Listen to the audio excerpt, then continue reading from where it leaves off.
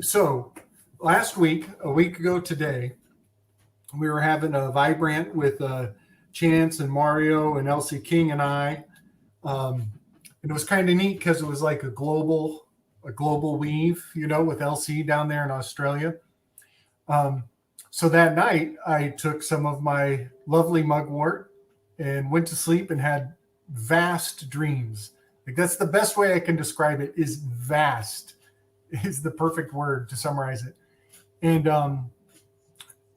and I woke up in the morning, couldn't really remember all the details of everything, but it was like some heavy dream work and going on that night. And then I got a message in the telegram, and it was from one of our lovely viewers from Dublin, Ireland.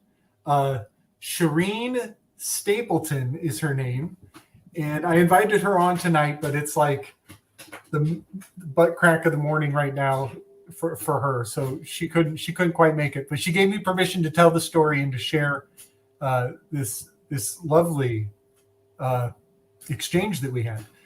So apparently that night a week ago, tripping on some mugwort, I astral traveled to Dublin, Ireland,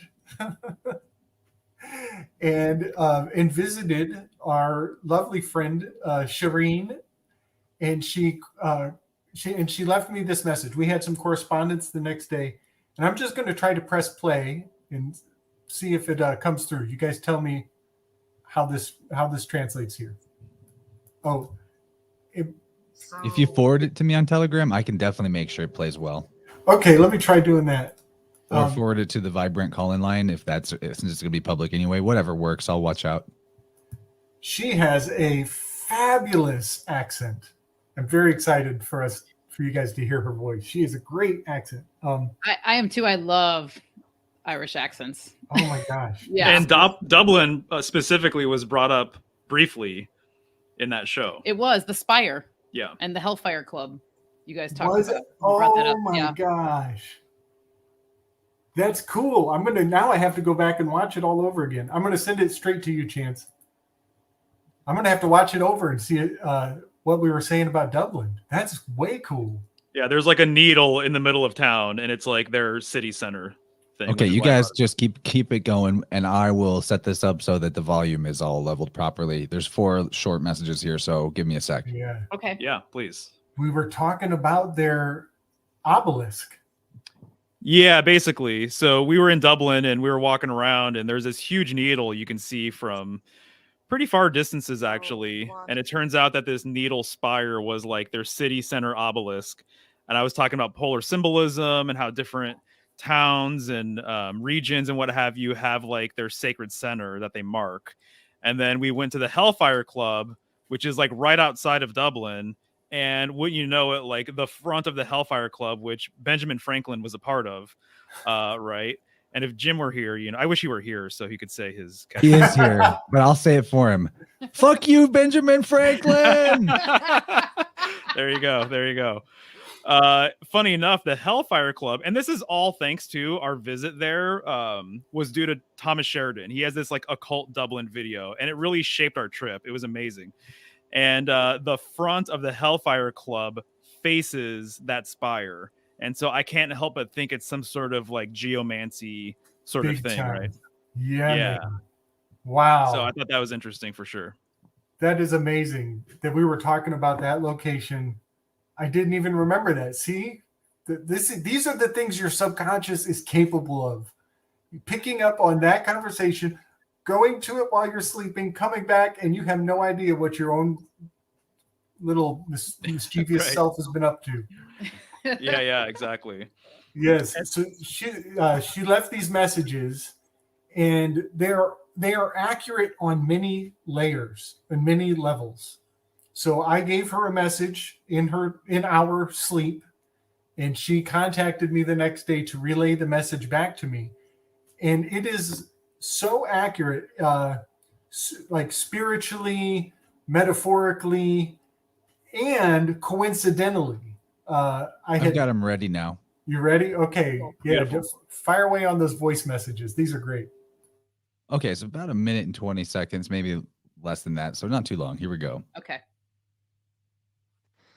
So, Gabriel, sometimes in the energy field, we actually give somebody else a message to relay back to us. In other words, we mirror a message to somebody who can translate it.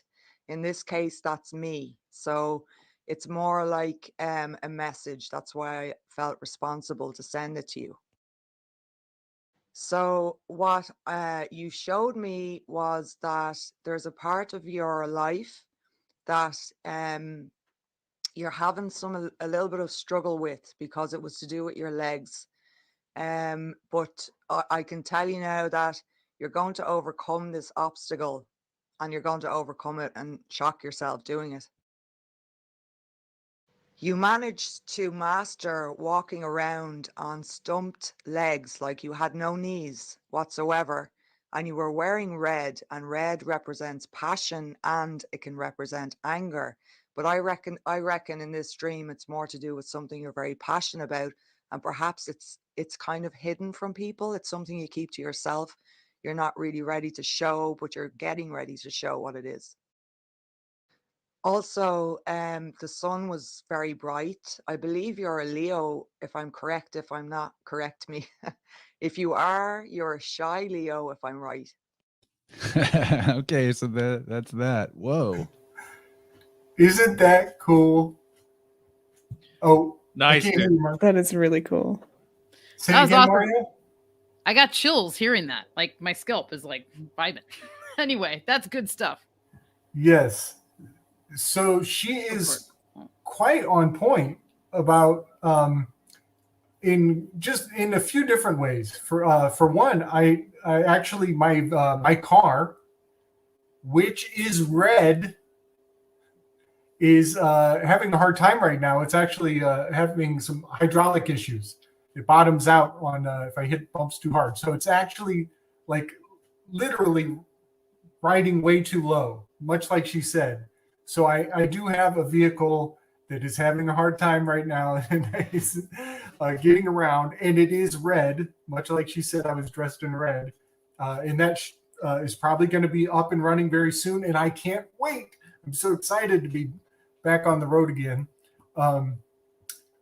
But this is really remarkable, is that only an hour before she had sent these messages to me, I had just randomly snapped this picture that morning. And it's from an animal tarot card that I forget who was sharing this. I totally forget where I accessed this image. But I had just snapped this picture an hour before she sent that message about me wearing red, crawling around on my knees in a bright sunny day, and that she gets the impression I'm a Leo. And that image was the last picture I had taken before I even talked to her. Isn't that a trip? Beautiful. And the card man. is about stepping into your leadership I role. love So like, that. don't be shy. She caught on to Yeah. that too. I love that artwork. You know, when she mentioned the knees, I believe she said like you were cut off at the knees, and that represents Capricorn. The knees represent Capricorn, right? And then it just reminds me of the conversation that's been brought up a few times regarding Saturn, which rules Capricorn, cutting Mercury at the legs. Nice. So just a weave that I thought I'd throw in there. But that whole thing, man, Excellent. that's amazing. Thank you for sharing. Yeah, I appreciate that. yeah, man. Thank you. I'm super thrilled, and I'm so touched. It's like Michelle blessed me with this magical herb just in time for me to realize what it really is. And then while I'm on it, this shaman from Ireland tells me that I'm visiting her in the night. Oh, it's too magical. I just can't. I can't believe that I can't believe it. Someone pinch me. Yeah, it's beautiful. It's really beautiful.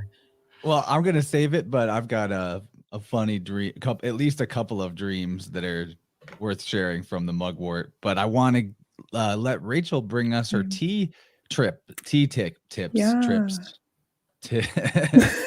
Yes, all of those. All of the above. Teeing you up, Rachel. Sweet.